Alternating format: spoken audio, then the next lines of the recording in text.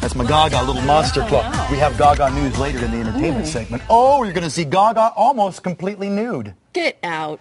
But first, Natalie Tisdale, almost completely nude. Oh, stop it. You're fully clothed in this movie. Here's the deal. We uncovered, IMBD, the film database. We found an old movie that Natalie Tisdale did. It's not a joke, is it? No, it's not. It's a real movie, It's amazing right? what you can find on the internet, and the movie was really out before the internet was big. The movie's called? So old it is, Sacrifice. And here now is the trailer for Natalie Tisdale's debut, It's intense. Sacrifice. Town threatened by a killer. This individual will be brought to justice. A police force with nothing to go on. No witnesses have come forward. Hey! No suspects have been found. Is that it? Well, it goes on. I have more than just that one line. That's amazing! You're like Meryl Streep. I played a part that I kind of know, how to play. You're like Dame Judi Dench. I can't believe how you convinced me. You took me there into the town of Sweetwater. Really? Yeah. The film came out back in just shy of 2000. Did it go straight to DVD? It was played on HBO for years. I had people calling me going, was that you in that movie? And yeah, it was. Yeah, it was. It was when I lived in Alabama. I was doing the news on the Sure. NBC station down there in Alabama. And they called me. They were filming down there. And they said, hey, we're looking for a reporter, an anchor to kind of string the movie together. Would you be willing? I said, yeah, sure, I'll do it. The cool part about it for me was they showed me the script and I said, hey, as an anchor, I would never say that. They said, well, what would you say? And I rewrote it. For heaven's sake, what a diva. You You rewrote the script? Come on, I wouldn't have been so sensational. It was a little bit of a sensational movie. Yeah, but looking at the film, I don't think it was exactly a documentary. All right, Natalie Tisdale's film debut in Sacrifice, It was fun to be a part starring of. Natalie Tisdale. I am told that actually Harvey Levin, that's his favorite film, one of his top 5. Sacrifice? Let's go out now to Hollywood, TMZ.com, as we do every day. The only stage to take you live to L.A. Is it true, Dax, that all you guys watched Natalie Tisdale's film Sacrifice? They know the stars in it, the Multiple other times. stars. You multiple times? One of your faves? Yeah, we right after the meeting, we all have a mandatory meeting after that. Just sit and watch the movie. Oh, yeah, it's that good, isn't it? What was your favorite part, Dax? When Natalie was talking, Yeah. doing the reporting. And what's Good Michael answer. Madsen up to these days, by the way? Yeah, Michael What is Madsen. it? He's a hard-working actor. Michael Madsen, you know, Yes. Reservoir Dogs, and yeah. Well, it's a matter of time until Natalie takes the legendary status of Marlon Brando as one of the greatest actors of all time. You got some Marlon Brando news, right?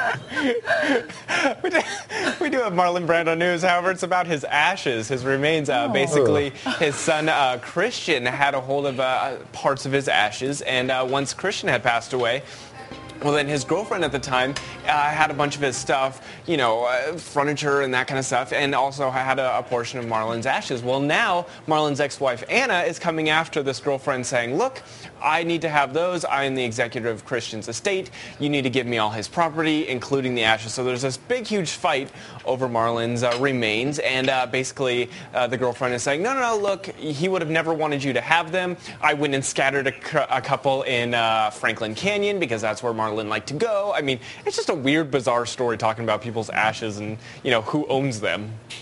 Yeah, apparently it's, instead of Medical Monday, it's Morbid Monday. Yeah, really? Thank you for bringing up that story I didn't need to hear about ashes. Geez, Dax, could you make it any heavier? Dead people and their ashes today on TMZ. Lighten it up. Talk about Charlie Sheen, would you? There's a lighter subject. Yeah, we actually got our hands on a police report from that Christmas Day debacle up there in Aspen, and it seems like, this is kind of interesting, he had a fake ID on him. The cop was asking him for some information, said, let me see your ID. He said, oh, here you go, but this isn't my real one. I lost my real one, so a guy on set made me a fake one, so that's all I have right now. I'm like, what? You can't have a fake ID. So we don't know why he wasn't charged for that infraction at the time, but it's just kind of funny that came out that he did have, a fake ID. That's hilarious. Oh, for heaven's sake. Natalie and I have fake IDs so that people don't know our real age is the only reason we do that. Of course, we're both 28. Nice. Shut up, Dax. All right. Good to see you as always. We'll check in with Dax, our Castle Rock cutie, tomorrow out there, live from Hollywood. Dax is raised right down the road there in Castle Rock. Made it big. Okay, there is a show tonight you're going to want to see if you want to go out and check out hot new music. How about heading over to the High Dive for this band?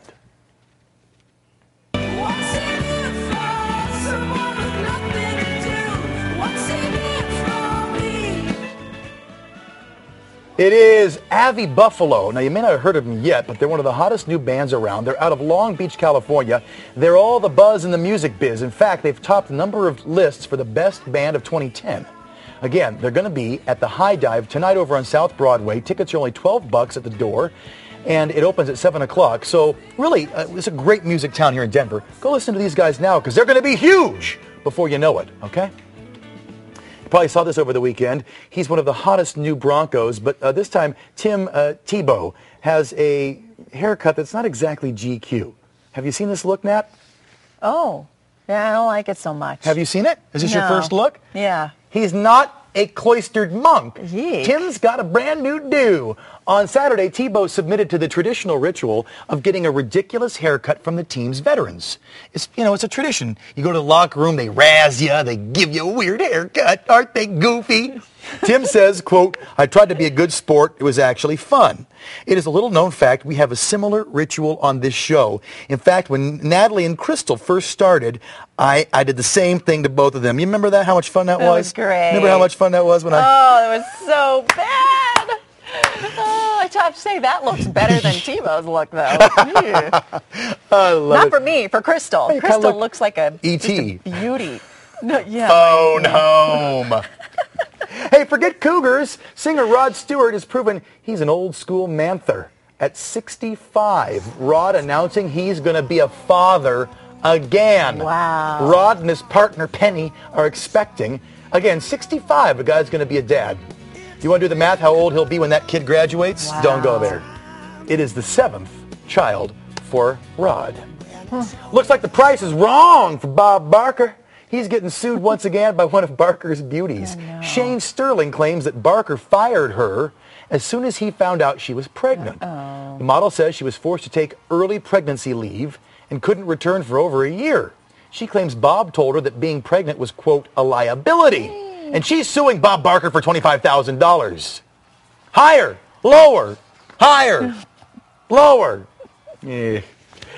Jersey Shore star Snooki has promised to clean up her act. She has decided now, she's taking a vow. The 22-year-old has been drinking too much. Remember she got arrested for public intoxication? Yeah. Remember that? Yeah.